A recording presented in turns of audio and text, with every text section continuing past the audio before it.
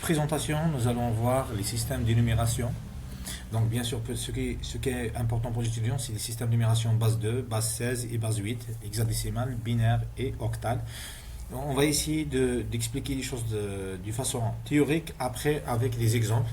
Donc on va voir de façon générale c'est quoi un système d'énumération à base B, ça signifie quoi, système d'énumération à base B.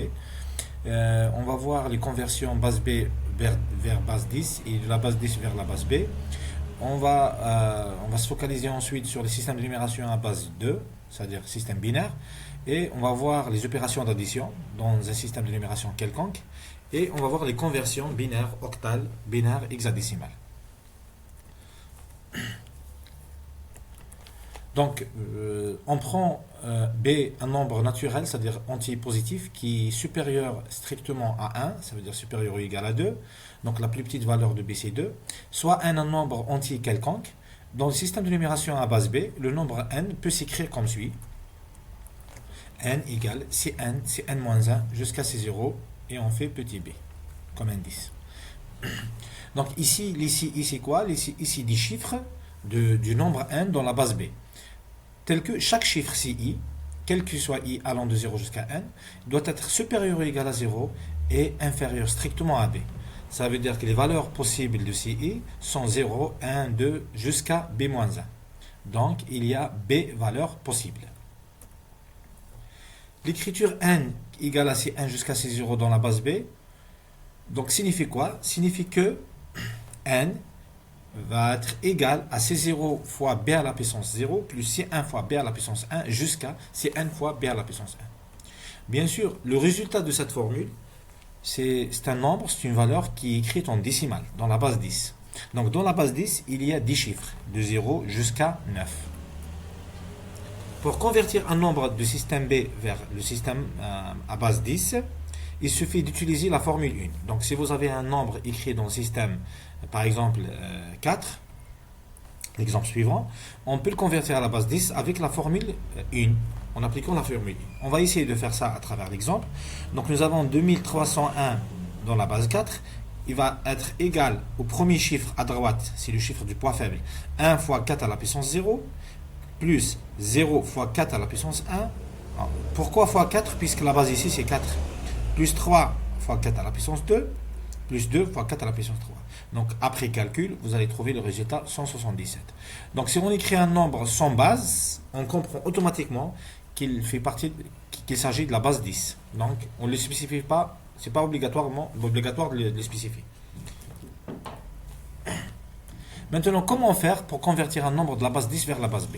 On prend un nombre n écrit dans la base 10 et on va essayer de le convertir vers une base B. Donc la formule à appliquer, c'est quoi? C'est les divisions euclidiennes. Donc une division euclidienne, c'est une division qui donne un quotient entier et avec un retenu ou bien avec un reste de division entier aussi.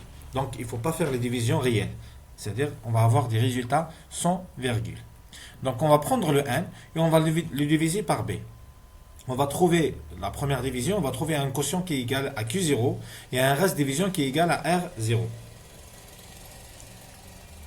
On refait la même chose pour Q0. On va diviser Q0 par B.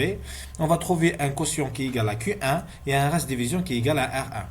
Ensuite, la même chose. On va diviser Q1 par B. On trouve un quotient Q2 et un reste de division R2.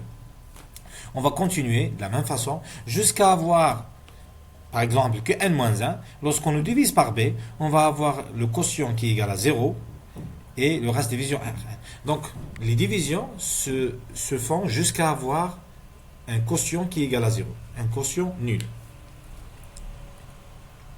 Dans ce cas-là, on va écrire n, qui est une valeur dans la base 10, égale à la valeur Rn-1 jusqu'à R0 dans la base B. Vous remarquez l'ordre, ici, le premier chiffre à droite, ça veut dire le chiffre à droite, c'est le chiffre du poids faible, et ça représente quoi? Ça représente le premier reste de division.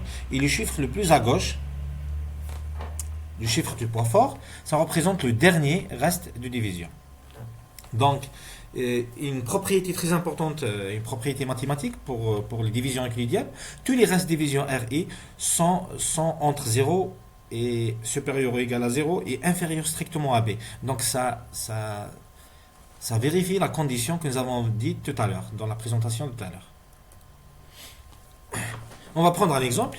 On veut le convertir n qui est égal à 55 vers b qui est égal à 5, vers la base 5. Donc on va diviser 55 sur 5, on va trouver le résultat 11, il le reste 0. 11 sur 5 égale à 2, et le reste c'est 1. 2 sur 5 égale à 0, et le reste c'est 2. Ici on arrête la division, pourquoi? Puisqu'on a obtenu un quotient qui est égal à 0. Donc on peut écrire les divisions euclidiennes comme suit. N égale, dans la base 5 ici, base 5 c'est 5 fois Q plus R.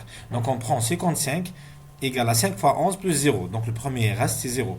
Ensuite on prend le 11 qui est égal à 5 fois 2 plus 1. Ensuite on prend le 2, c'est 5 fois 0 plus 2. Donc ici on arrête puisque le quotient est égal à 0. Donc le chiffre c'est quoi? Le chiffre c'est 0, 1, 2 à partir de la droite. Ou bien 210. 210 à partir de la gauche. Donc 55 en base 10 égale à 210 en base 5. Vous remarquez ici, le premier chiffre, c'est le chiffre du poids faible, c'est le premier reste division. Et le dernier chiffre 2, c'est le chiffre du poids fort, c'est le dernier reste de division. Donc voilà, ça concerne le chiffre le plus fort et du poids fort et le chiffre du poids faible. Donc, comment convertir un nombre de la base 10 vers la base 2? Donc la première méthode, c'est la méthode que nous venons de voir, c'est une méthode générale, c'est la méthode de division euclidienne. Donc on va diviser par 2 et ainsi de suite jusqu'à avoir un quotient qui est égal à 0. Ici on va appliquer pour 2014, donc on applique la formule de division euclidienne. Donc 2014 c'est 2 fois 1007 plus 0 et ainsi de suite. 1007 c'est 2 fois 503 plus 1, donc vous continuez les calculs. Jusqu'à avoir un quotient qui est égal à 0, on va s'arrêter. Ici, le quotient est égal à 0. Q égale à 0, on s'arrête. Donc, on va prendre les races division. Donc, le premier race division, il est à droite. Et le dernier race division, il est à gauche. Il faut pas faire l'erreur. Donc, ça, c'est le chiffre du poids faible, ça veut dire à droite. Ça, c'est le chiffre du poids fort, ça veut dire à gauche. Donc, on va trouver 2014 égal à ce nombre-là. Donc, en système, en base 2. La deuxième méthode, c'est quoi? La deuxième méthode consiste à utiliser un tableau de puissance de 2. Donc le tableau suivant, il contient quoi? La première ligne contient la puissance k, la deuxième ligne, ça contient la valeur de 2 à la puissance k. Ça sera mieux de mettre les valeurs de droite à gauche. On va voir pourquoi ensuite. C'est pour avoir les chiffres correctement écrits dès le début. Donc k, c'est le poids. Donc le poids 0, le point 1, le point 2, jusqu'à ici, je me suis arrêté à 2. Vous pouvez continuer si c'est nécessaire. Si on a des valeurs qui sont supérieures à 4096. Et 2 à la puissance k, c'est le correspondant. Donc 2 à la puissance 0, c'est 1, 2 à la puissance 1, c'est 2, 2 à la puissance 2, c'est 4, et ainsi de suite. Comment utiliser ce tableau pour convertir de la base 10 vers la base 2, et vice-versa, de la base 2 vers la base 10. Donc, on va prendre un exemple. Ici, on va prendre l'exemple n égale à 12. Donc, on veut convertir n, écrit dans la base 10, vers la base 2. Donc, la méthode consiste en quoi? Donc, en utilisant bien sûr le tableau que nous venons d'expliquer. Elle consiste à suivre les étapes suivantes. La première étape, c'est quoi? C'est rechercher la valeur n dans le tableau. Donc, on doit rechercher la valeur n dans le tableau. Donc, ici, nous avons 12. Est-ce que 12 existe dans le tableau? Il y a deux cas. Si 12 existe dans le tableau, donc on passe à l'étape 3 et on arrête l'algorithme. On arrête les étapes.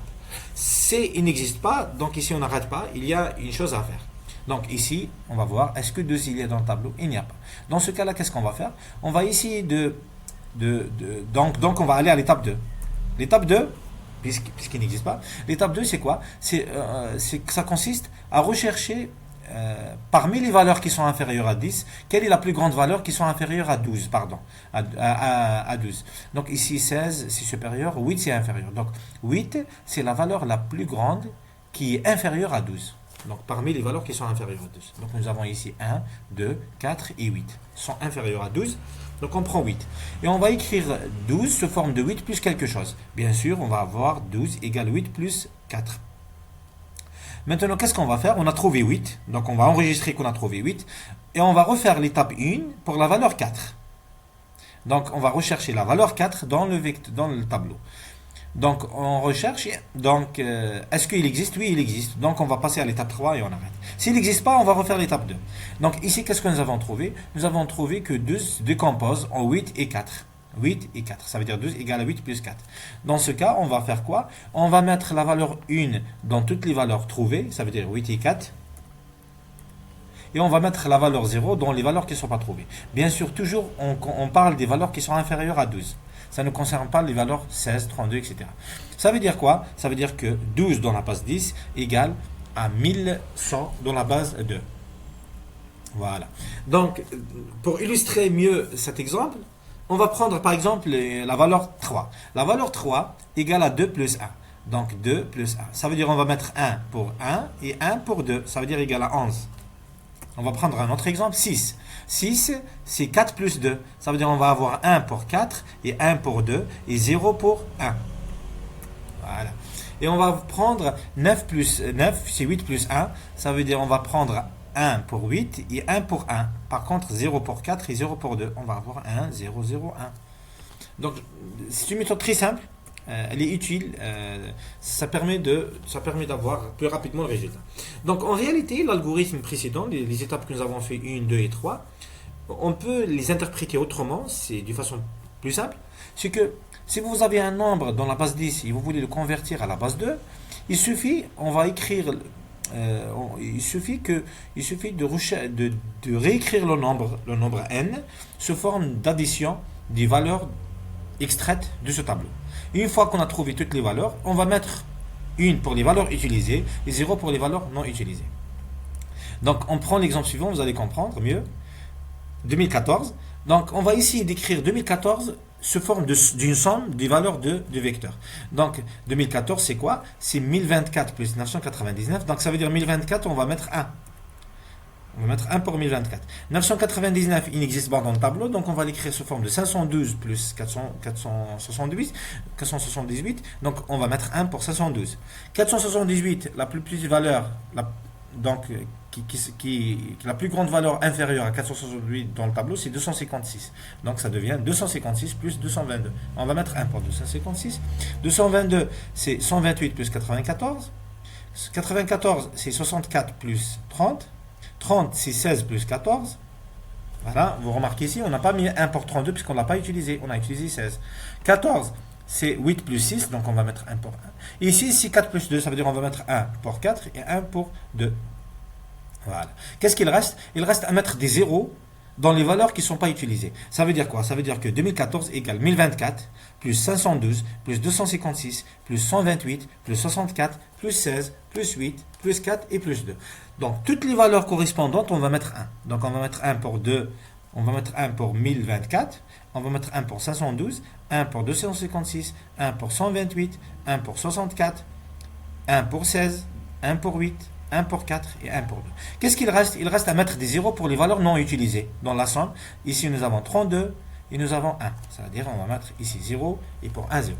Donc, à la fin, on va trouver la valeur de 2014. C'est 1, 1, 1, 1, 1, 0, 1, 1, 1, 1, 0. Bien sûr, du poids du plus fort vers le poids du plus faible. Ça veut dire qu'il faut garder le même ordre de l'écriture.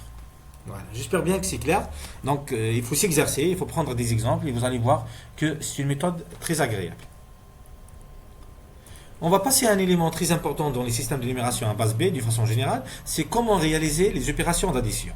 Donc, on va faire une petite formulation de la chose, un modèle de calcul, un petit algorithme, comment calculer l'addition de deux nombres écrits dans la base B. Donc on prend n1 et n2 dans la base B, n1 s'écrit sous forme de xn jusqu'à x0 dans la base B, et n2 s'écrit sous forme de ym jusqu'à y0 dans la base B aussi, et on va faire l'addition de n1 plus n2. Comment réaliser l'addition n qui est égale à n1 plus n2 dans le système de numération en base B? Donc la première méthode consiste à convertir n1 à 10, n2 à 10, faites l'addition, ensuite on va reconvertir le résultat vers la base B. Ça c'est plus lourd. On va faire l'opération directement dans la base B. Comment? Donc on va exécuter l'algorithme suivant, bien les étapes suivantes. Donc, premièrement, on va initialiser les choses. On va mettre i égale à 0. I égale à 0, ça veut dire qu'on est dans le chiffre du poids faible. Ça veut dire qu'on est dans le chiffre x0 et y0. Et r égale à 0, c'est le retenu. Au début, on n'a aucun retenu. Ensuite, on va faire les additions. Zi égale xi plus yi plus r. Ça veut dire chiffre par chiffre. En commençant par le chiffre du poids faible. Ça veut dire qu'on va mettre x0 plus y0. On va le mettre dans z0. Bien sûr, plus r qui est égal à 0, et donc il n'influence pas. Ensuite, on va comparer ZI par rapport à B. Il y a deux cas. Si ZI est strictement inférieur à B, dans ce cas, on va remettre R à 0, donc il reste à 0, et on va passer au chiffre suivant, ça veut dire I reçoit I plus 1. Ça veut dire Si c'était 0, ça devient 1. Et on refait l'étape numéro 2 pour la nouvelle valeur de i. Ça veut dire zi, ça veut dire z1 égale à x1 plus y1 plus r, et ainsi de suite. Maintenant, si z n'est pas inférieur à b, dans ce cas, il y a un problème. Pourquoi il y a un problème? Puisqu'on est dans le chiffre, dans le système d'énumération base b. Alors que tous les chiffres, les zi, les xi, les yi, doivent être strictement inférieurs à b et supérieurs ou égal à 0. Ça, c'est la condition que nous avons fait au début, dans la définition des systèmes d'énumération. Donc, qu'est-ce qu'on va faire alors? Puisque zi est supérieur ou égal à b, qu'est-ce qu'on va faire? On va soustraire b de z. Ça veut dire z reçoit z moins b. Comme ça, on va avoir une valeur plus petite que b. Ensuite, on va faire R reçoit 1. Pourquoi nous avons fait R reçoit 1?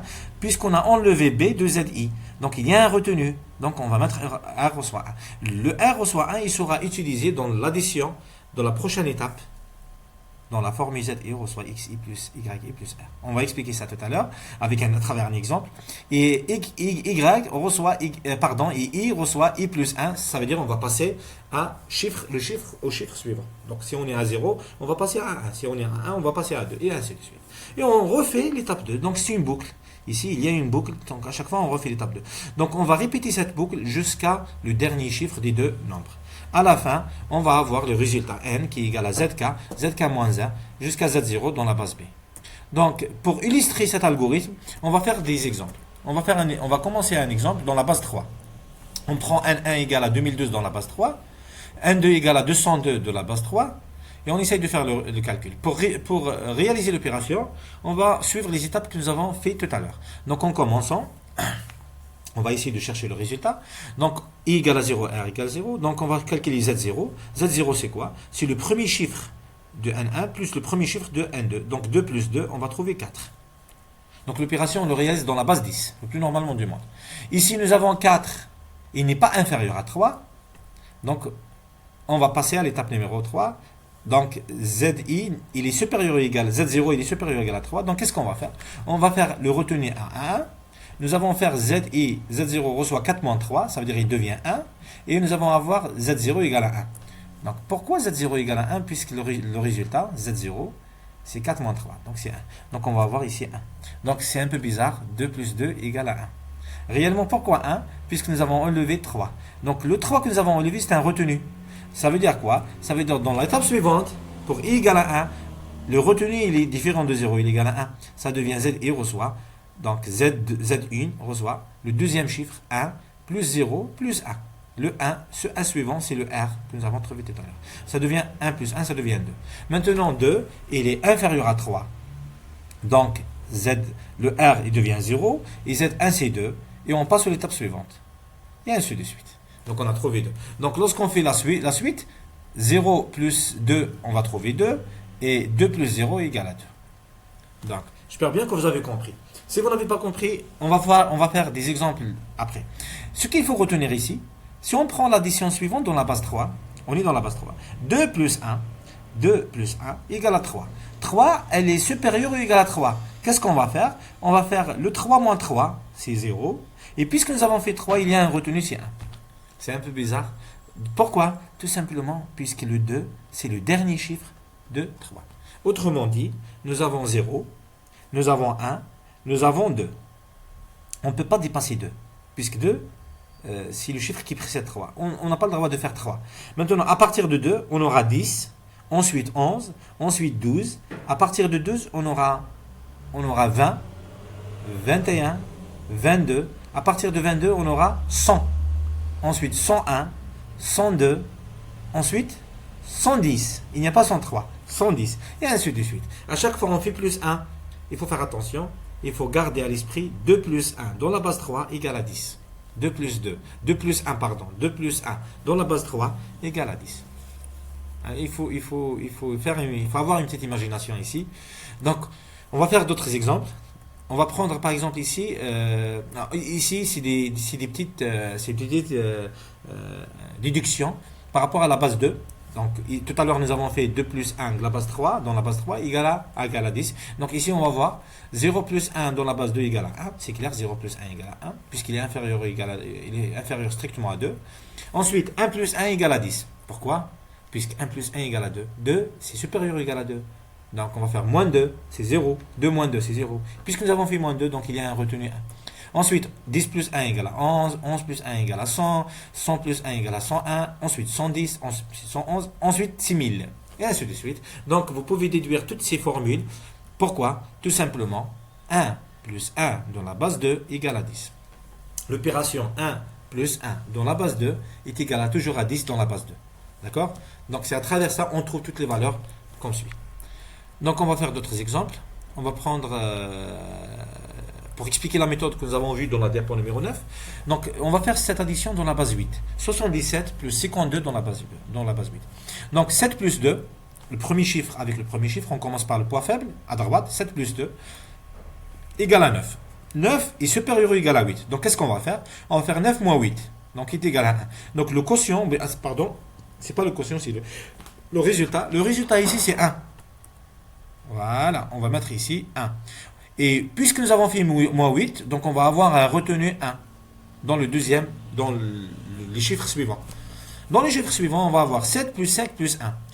7 plus 5 plus 1, qui est égal à 13. 13 est supérieur ou égal à 8, donc on va faire 3 moins 8, qui est égal à 5. Donc 5, c'est le résultat de l'addition. Et 8, c'est le retenu, donc on doit ajouter 1 ici. Donc 77 plus 52 dans la base 8 égale à 151. J'espère bien que vous avez compris. C'est l'algorithme. On va faire cette addition dans la base 2. Un deuxième exemple. 1 plus 1 égale à 2. Puisque 1 plus 1 égale à 2, c'est supérieur ou égal à 2, donc on va faire moins 2. Moins 2, ça veut dire égal à 0. 2 moins 2 égale à 0. Puisque nous avons fait moins 2, il y a un retenu. Ensuite, 0 plus 1, c'est 1. Plus le retenu, 1. Donc 1 plus 0 plus 1, c'est 2. Donc la même chose. 2 moins 2, c'est 0. Et puisque nous avons fait moins 2, il y a un retenu. Ensuite, 1 plus 1 plus 1. 1 plus 1 plus 1, c'est 3. 3 moins 2, c'est 1. Et puisque nous avons fait moins 2, on devient 1.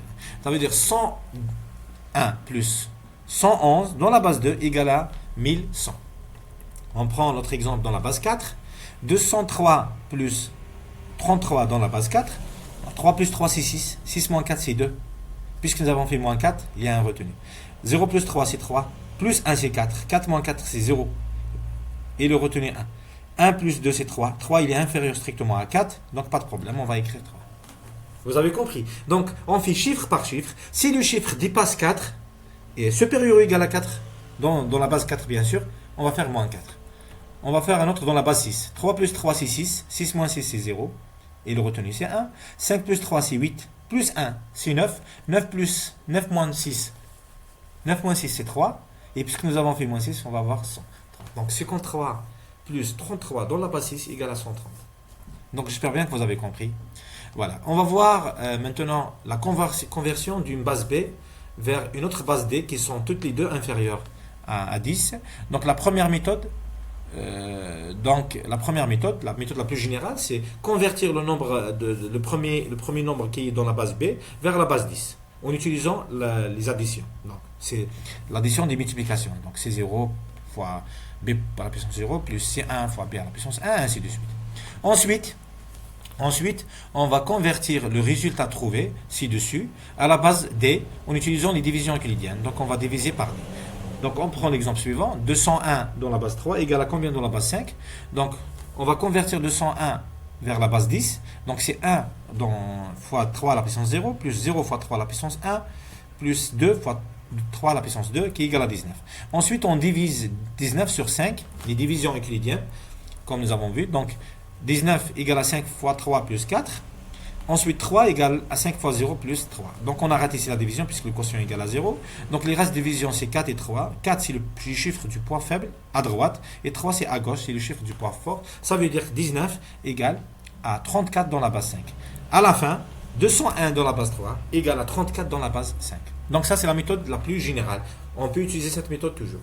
Donc, il y a un cas particulier dans lequel on n'utilise pas cette méthode. Ça sera mieux d'utiliser une méthode plus rapide. Donc ce cas particulier, on peut l'appliquer uniquement s'il y a une relation entre les deux bases B et D. C'est quoi cette relation? Donc c'est dans le cas où la première base. Donc une autre méthode pour convertir d'une base B vers une base D qui sont différentes de 10. Donc on peut utiliser cette méthode uniquement, donc comme expliqué tout à l'heure, donc uniquement c'est D égale B à la puissance K. Dans le cas de D égale B à la puissance K ou bien vice-versa, B égale D à la puissance K, il y a une relation de puissance. Dans ce cas-là, chaque chiffre de base D sera remplacé par K chiffres de la base B. Et vice-versa, chaque K chiffres de la base B seront remplacés par un chiffre de la base D. Ici, on va prendre le cas de 2 et 8. Nous avons 8 égale 2 à la puissance 3. Donc K égale à 3 ici. Donc chaque chiffre octal sera remplacé par 3 chiffres binaires. Et vice versa, chaque 3 chiffres binaires seront remplacés par un chiffre octal. Donc comment on va faire? On va faire un tableau de correspondance entre les chiffres octals et les chiffres binaires. Comment? Donc dans les chiffres octals, il y a 7 chiffres, de 0 jusqu'à 7. Donc on prend le 0, on va le remplacer par 3 zéros binaires. Pourquoi? Parce qu'obligatoirement, il faut utiliser 3 chiffres. 1, c'est 001, 2, c'est 010, 3, c'est 011, etc. Jusqu'à 7 qui est égal à 1011. Donc, si vous ne savez pas comment trouver ces valeurs-là, il suffit de faire une division euclidienne ou bien utiliser le tableau que nous avons vu précédemment. Donc, ici, par exemple, si vous prenez 5, 5 c'est 4 plus 1, ça veut dire on va avoir 1, 0, 1. Voilà, 1, 0, 1. Donc, vous pouvez vérifier pour 6. 6 c'est 4 plus 2, ça veut dire c'est 1, 1, 0. Voilà. Donc on va prendre l'exemple suivant. Donc le nombre binaire. On va regrouper les chiffres binaires 3, 3. Bien sûr, on commence à partir de la droite, du chiffre le poids faible. Ensuite, chaque 3 chiffres, on va les remplacer par le chiffre octal correspondant. Donc 111, c'est 7. 101, c'est 5. Et 110, c'est 6. Voilà. Donc, ça veut dire quoi? Ça veut dire ce nombre égal à 657 dans la base 8. Donc, l'autre chemin, c'est convertir de la base 8 vers la base 2. On va prendre ce nombre-là. Ce nombre, c'est 750 237 dans la base 8. Égal à combien dans la base 2? Donc, en utilisant le tableau de correspondance, on va remplacer chaque chiffre octal par 3 chiffres binaires. Donc, ici, on commence par le 7. Donc 7, on cherche 7 dans le tableau, on va trouver c'est 110. Donc le 7, ça sera 111. Ensuite 3 c'est 0, 1, 1. Ça veut dire 11, 0, 11. On va avoir 0, 11. Le 2, c'est 0, 10. Le 0, c'est 3, 0. Le 5, c'est 1, 0, 1. Et le 6, c'est 11, 0. 1, 1, 0. Voilà. Donc la conversion elle est systématique. Donc le plus difficile ici, la chose la plus difficile c'est d'établir le tableau de correspondance entre le chiffre octal et le chiffre binaire. On va faire la même chose pour la base 16. Donc 16, il y a 16 chiffres de 0 jusqu'à 15. Donc à partir de 10, on n'utilise pas la valeur 10, pardon ici, vous remarquez, à partir de 10, on utilise A, ensuite 11 c'est B, et ainsi de suite, jusqu'à 15 c'est F. Donc bien sûr, pour trouver les valeurs, vous pouvez faire la division euclidienne ou bien le tableau suivant jusqu'à 8. Ici par exemple, si je prends 10, c'est A, 10 c'est 8 plus 2, ça veut dire 1 pour 8, 0 pour 4, 1 pour 2 et 0 pour 1. Ça veut dire qu'on aura 1, 0, 1, 0, voilà, 1, 0. Vous pouvez vérifier pour les autres. Ensuite, on va faire la conversion. On va prendre l'exemple suivant, le nombre. On va regrouper les chiffres 4, 4, bien sûr en commençant à droite du chiffre du poids faible. Donc ici on aura le 1 tout seul. On peut ajouter 3 zéros à gauche. On va chercher les valeurs dans le vecteur, dans le tableau pardon. Donc 1111 c'est F. Ensuite 10 10, donc 1010 c'est A. Ensuite 0001 c'est 1. Donc la valeur suivante égale à celle-là. Donc en résumé, donc c'est des petits points. Donc en résumé, nous avons dans la base B il y a B chiffres, donc de 0 jusqu'à B-1. Dans la base 2 il y a 2 chiffres uniquement, 0 et 1. Dans la base 8 il y a 8 chiffres de 0 jusqu'à 7. Dans la base 16 il y a 16 chiffres de 0 jusqu'à 9. Ensuite A, B jusqu'à F qui est égal à 15. C'est pas 16 qui est égal à 15. Donc lorsqu'on fait des opérations d'addition sur la base B, il faut avoir les chiffres qui sont... il ne faut pas avoir des chiffres. Il ne faut pas avoir des chiffres qui sont supérieurs ou égaux à B. Donc c'est pour ça qu'on fait moins B. Ensuite, on utilise des tableaux de correspondance pour convertir entre les systèmes binaires, octal et hexadécimal. J'espère bien que vous avez compris. Bon travail et bon courage pour vos études.